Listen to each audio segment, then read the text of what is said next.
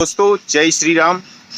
दोस्तों आज हम चर्चा करने वाले हैं समी के पौधे के बारे में कि समी के पौधे का नाम समी क्यों है और इसका क्या विज्ञान है। मित्रों, बहुत से लोग आज अपने घरों में समी का पौधा लगा रहे हैं यह सोचकर कि यह हमें कुछ लाभ देगा या हमें धार्मिक बनाएगा। हम आपको बता दें मित्रों, ना यह पौधा धार्मिक है और ना यह आपको किसी प्रकार का लाभ देगा, क्योंकि सब में समान भाव रखने वाले को समी कहते हैं। जो सम होता है उसको समी कहते हैं।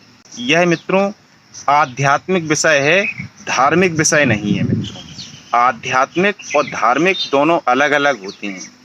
धर्म अधर्म, पाप पुण्य, राग द्वेष, सुख दुख, जय पराजय, सबसे छूटा हुआ होता है वह आध्यात्म होता है। तो हमें यह सिर्फ समता ही प्रदान कर सकता है। अगर हम भगवान शंकर को इसकी पत्ती या पुष्प चढ़ा रहे हैं तो इसका हमें क्या फल मिलेगा? समता, हम सम हो जाएंगे। लेकिन मित्रों, सम होने के पहले कितने पापड़ बेलने पड़ते हैं पता है आपको? मनुष्य कहो निर्धन हो जाए। देवी देवताओं की पूजा करने से मनुष्य समृद्धि को प्राप्त होता है, वही धर्म है, धार्मिक है जो। और जो जिसकी पूजा करता है वह उसको वैसा ही बना देता है। मित्रों, तो क्या आप समी बनना चाहते हैं? क्या आप समता को प्राप्त करना चाहते हैं? बहुत अच्छी बात है, लेकिन समता को प्राप्त करने के लिए आपको हो सकता है निर्धन बनना पड़ जाए, क्योंकि सभी चीज़ों का जब मनुष्य त्याग कर देता है तब वह समता को प्राप्त कर पाता है। गरीब हो जाएं आप, तो इसके लिए ही लोग मना करते हैं कि समी का पौधा आप अपने घर में ना लगाएं, बाहर लगा सकते हैं। घर में आपको लगाना है तो आप आंवले का पौधा लगा सकते हैं, कुश लगा सकते हैं, तुलसी माता का पौधा लगा सकते हैं। तो ये आपको धार्मिक लाभ देगा। समी धार्मिक नहीं है, समी धर्म अधर्म से भी छूटा हुआ आध्यात्मिक पौधा है। वह आध्यात्म के बारे में अगर आपको जानना हो, संसार को छोड़ना हो, तो आप उसका पौधा लगाइए, उसकी पूजा कीजिए। मित्रों, जैसे सम रहने वाले को समी कहते हैं, ऐसे ही तप करने वाले को तपी कहते हैं। तो तपी कौन होता है? जो दाब होती है, कोस होती है, उसकी चटाई बना के जो साधु संत उसके ऊपर बैठ के साधना तपस्या करते हैं, तो उस चटाई को तपी बोलते हैं। ऐसे ही दान करने वाले को दानी बोलते हैं। तो दानी का प्रतीक क्या होता है? जो मित्रों लोटा होता है जिसमें टोंटी लगी रहती है, राजा बलि ने जिसको जल लेकर के दान देने का संकल्प लिया था, तो उस लोटे को दानी कहते हैं, उसका नाम दानी पड़ गया। ऐसे लोगों ने आजकल चाय दानी उसको कहने लगे। तो मित्रों, वह दानी का प्रतीक होता है। तो ये सब चीज़ें धार्मिक हैं। इनको आपको, इनके पौधे लगाने से या धार्मिक अनुष्ठान करने से आपको लाभ हो सकता है या आपको लाभ होगा। लेकिन यह समी दूसरा विषय है। मित्रों, हम आपको बता दें, जैसे कछुआ है, कछुआ धैर्य का प्रतीक है। हम लोग अपने घर की अलमारी में कछुआ की फोटो इसीलिए रखते हैं कि वह धैर्य का प्रतीक है। हम इसको देखेंगे तो हमें याद आ जाएगा कि हमको धैर्य रखना है। तो धैर्य भी एक गुण है मित्रों।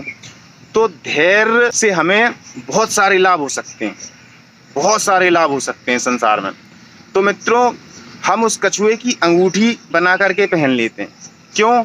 क्योंकि घर में कछुआ रखा है, कभी कभार देखने को मिलेगा, तो हमें कभी कभार याद आएगा कि हमें धैर्य रखना है। जब हम उसकी अंगूठी बना के पहन लेंगे तो जब भी हमारे हाथ में नजर जाएगी तो हम कहेंगे अरे ये तो धैर्य का प्रतीक है, तो हमें धैर्य से काम लेना चाहिए। तो हम उस पर जय बार हमारी नज़र जाएगी कछुए पे, उंगली में अंगूठी में जो पहने, हम इसीलिए अंगूठी पहनते हैं कि जितने बार भी हमें हमारी नज़र जाए तो हमें याद आता रहे कि हमें धैर्य से चलना है।